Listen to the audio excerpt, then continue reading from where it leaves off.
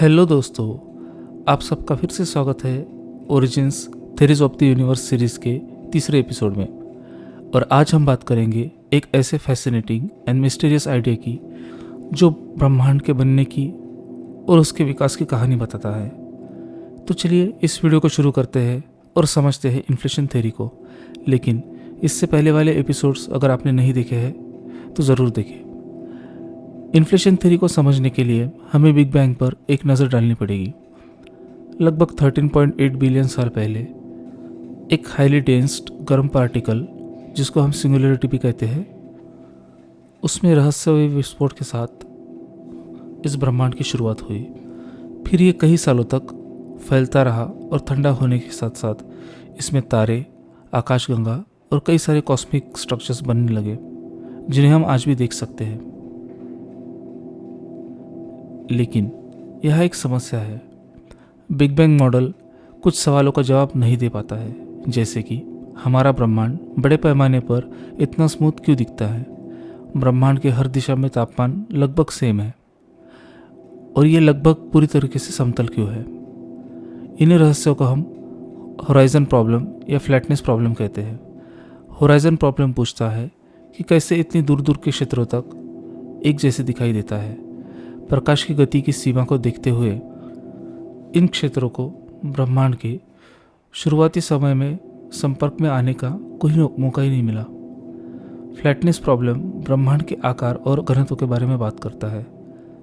Observations से पता चला है कि हमारा ब्रह्मांड लगभग पूरी तरीके से समतल है, मतलब इसका फिजिकल स्वरूप जो है वो पूरी तरीके से संतुलित है। पर ऐसा क्यों है? 1980 के दशकों में खगोल वैज्ञानिक एलन गुथ ने एक समाधान प्रस्तावित किया, इन्फ्लेशन थ्योरी।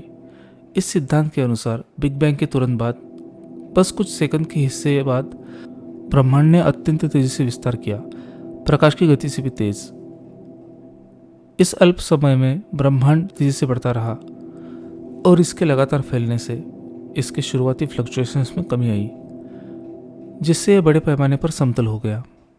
और इन्फ्लेक्शन के कारण ब्रह्मांड के दूर दूर के क्षेत्र एक जैसे दिखने लगे, जिससे होराइजन प्रॉब्लम का हल निकलता है।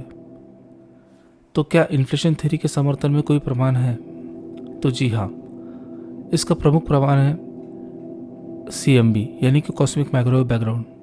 यह बिग बैंग के बाद की हल्की सी किरणें हैं। CMB का विस्तृत अध्ययन विशेषकर सैटेलाइट जैसे कि Wilkinson microwave anisotropy probe and Planck satellite से उस पैटर्न को दर्शाता है जो फ्लक्चुएशन थ्योरी के अनुसार है। CMB के ये छोटे छोटे उतार चढ़ाव दिखाते हैं कि इन्फ्लेक्शन के दौरान क्वांटम परिवर्तन कैसे बढ़े, ब्रह्मांडीय संरचनाओं के बीच कैसे बने। इन्फ्लेशन थ्योरी यह भी बताता है कि ब्रह्मांड बड़े पैमाने पर समतल क्यों दिखाई देता है। इसे एक गुब्बारे की तरह सोचिए। जब वो छोटा होता है तो उसके सतह पर हम कई सारे कर्व देख सकते हैं, लेकिन जैसे जैसे वो फैलता है उसकी सतह समतल दिखने लगती है।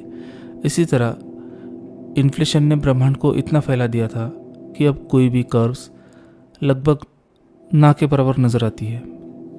हालांकि सभी वैज्ञानिक इन्फ्लेशन थ्योरी से सहमत नहीं है, क्योंकि इससे कुछ चुनौतियां और अनसुलझे सवाल अभी भी रहते हैं। पहली बात तो यह है कि इन्फ्लेशन शुरू कैसे हुआ और फिर इतनी जल्दी रुक भी कैसे गया। इस ट्रिगर मैकेनिज्म को हम अभी तक पूरी तरह समझ नहीं पाए हैं। वैज्ञानिक अभी भी उस इन्फ्लेशन फील्ड का कण तलाश कर रहे हैं जो इस तेज विस्तार का कारण बना था। इन्फ्लेशन थ्योरी की एक और आलोचना है कि इन्फ्लेशन थ्योरी अनंत इन्फ्लेशन की ओर ले जाती है। यह बताता है कि हमारा ब्रह्मांड तो इन्फ्लेशन से निकल गया, लेकिन ब्रह्मांड के अन्य हिस्से अभी भी फैल रहे हो सकते हैं, जिससे अलग अलग बबल या ब्रह्मांड का निर्माण होता है, जिसे हम मल्टीवर्स कहते हैं। ये विचार भले ही रोमांचक हो, लेकिन इसे आज की तकनीक से साबित करना लगभग नामुमकिन है। आखिर में कुछ वैज्ञानिकों ने माना कि इन्फ्लेशन थ्योरी इन सभी ऑब्जर्वेशंस के अनुरूप ढलने के लिए फ्लेक्सिबल है। ये फ्लेक्सिबिलिटी इसे सिद्ध या असिद्ध करने में मुश्किल बना देता है। इन चुनौतियों के बावजूद इन्फ्लेशन थ्योरी ब्रह्मांड की संरचना और उत्पत्ति के लिए सबसे महत्वपूर्ण व्याख्याओं में से एक मानी जाती है। हर होराइजन और फ्लैटनेस प्रॉब्लम का समाधान सुलझाती है और CMB में इसका प्रमाण मौजूद है।